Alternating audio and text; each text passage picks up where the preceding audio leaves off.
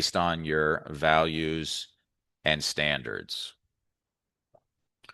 Overcoming limited beliefs, one of the hardest things we have to do as people, overcoming limiting beliefs. I've said a few times, throughout our day, we have about 80,000 thoughts. 80% of those thoughts, exact same as yesterday.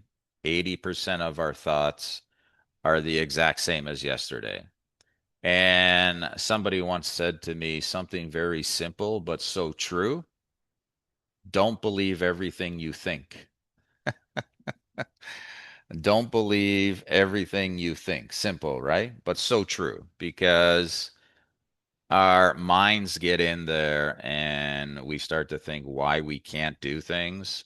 And it starts to give us negative thinking or negative thoughts. Controlling your thoughts in the morning, that's why the morning exercise is so important. You want to make sure you're using your conscious awareness. Like I said, you have to force yourself to do that morning exercise in order to control your days and overcome your limiting beliefs. So sometimes we can use techniques to kind of help us with our beliefs. One of them is we all have things that we should do, right? It's like, oh, I should go for a walk. It's good exercise. Do we do it? Sometimes we do, sometimes we don't.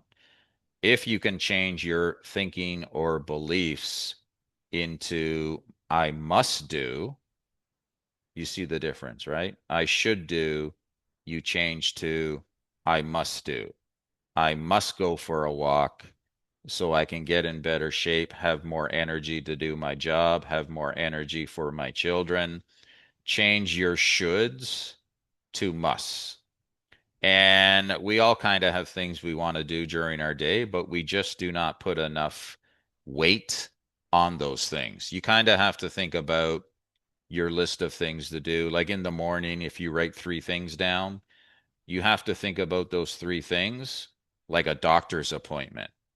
Are you going to blow off a doctor's appointment? Not likely, right? Not likely.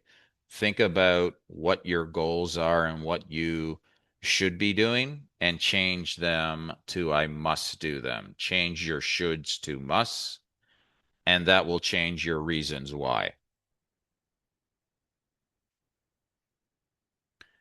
Okay. And it's kind of about you are tricking your mind into kind of believing these things, but it does work over time once you make it a pattern of how you're thinking. So change your patterns.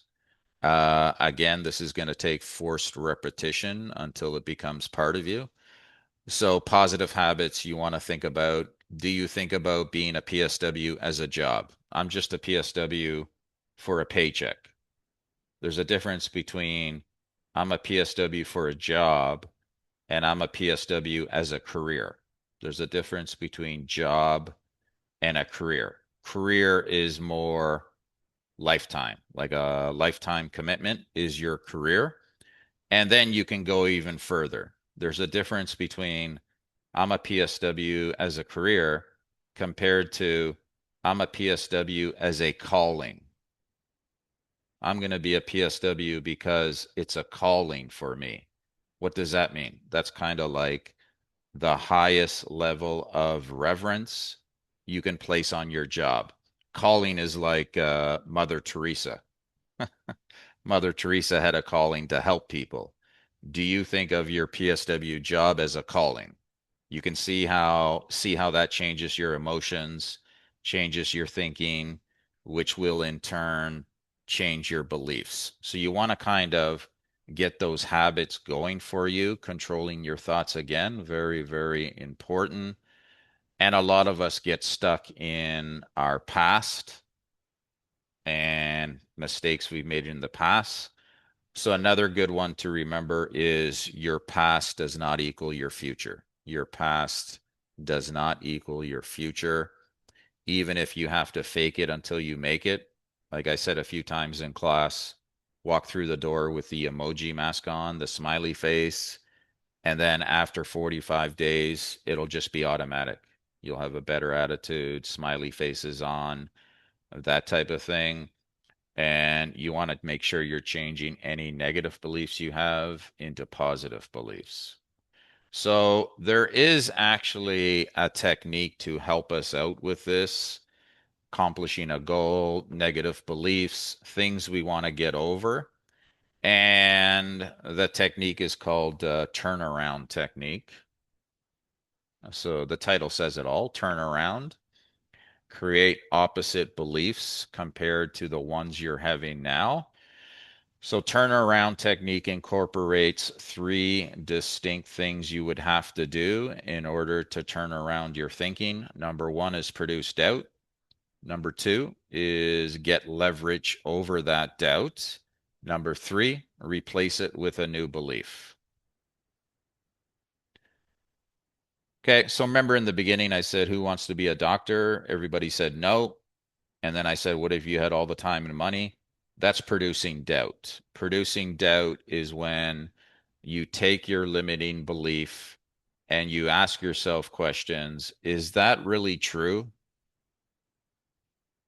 You want to lose weight. Oh, I've tried everything. There's no way. I cannot lose weight. And then you think, is that really true?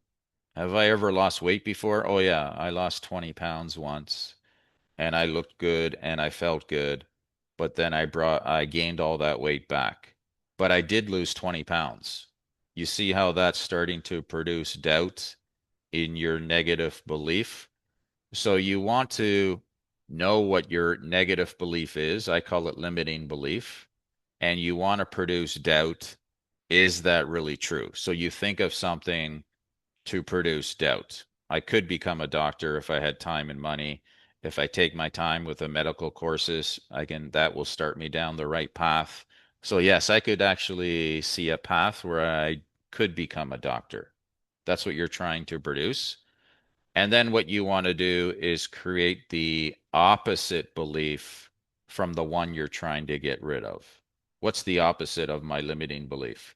Oh, I can never lose weight. The opposite belief would be, I know I can lose weight because I've done it before, and I know I can start an exercise program right away to get me towards that goal.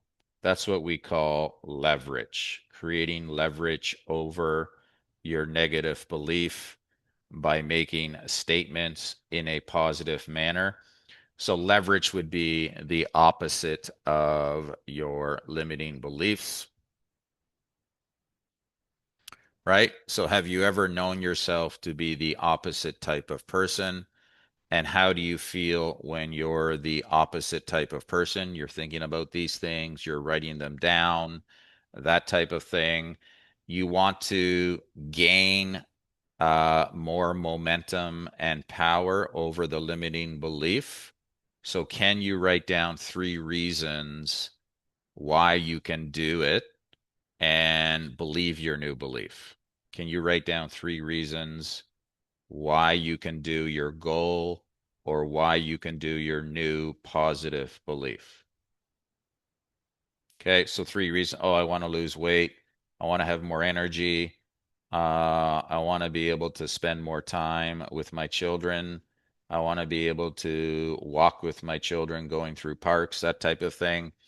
What are three reasons why you can do your new belief? And if you can connect it emotionally, like I said, more time with my children, more energy with my children, that will definitely help making an emotional connection to why you can accomplish something. Now, one time I saw this really amazing commercial. It was a Christmas commercial. I don't know if you guys have ever seen it, but the Christmas commercial is like showing this 80-year-old man, like an older man, and he goes into his gym in the summertime and he starts lifting weights. Like his garage door is open and he's lifting weights. And his neighbor's kind of watching him work out. And so she thinks it's weird because he's never worked out before. One of the exercises he always does is lifting a bar above his head. So every day he's doing this exercise, lifting a bar above his head. His neighbor thinks he's crazy. She doesn't know why he's doing this. So they show you the guy works out July, August, September, October, November. He's doing the exact same exercises. Now, December, Christmas comes along. So they show the old guy going up to his son's house. His son opens the door and smiles. And then his 2 year old granddaughter runs over to him and he picks her up, just like the exercise, and puts his 2 year old granddaughter above his head. So that's the reason he was working out. That's the reason he was doing that exercise all summer, so he could lift his granddaughter. So in his head, strong emotional connection, right? I want to get in shape. I want to get stronger. I have to lift my granddaughter at Christmas. So if you can make an emotional connection like that, way better chance you're going to meet your goals. Okay, and the fourth step here is you want to kind of make an I am statement, and you want to do an I am statement towards your goals. So I am in the progress of becoming 150 pounds. So notice how I didn't say I am 150 pounds. You can't say that because your brain won't believe it. And that's a mistake a lot of people make. I have $1 million. No, you don't. I am making money towards $1 million. You see how your brain believes that statement? It will not believe the first statement. So you have to do an I am statement that is progressing towards your goal. I am becoming 150 pounds. I am becoming a millionaire. That type of thing, much more successful if you write it down like that. So do a sentence now or later, I am statement towards whatever your goal is or whatever new belief you want to have. Very important to write down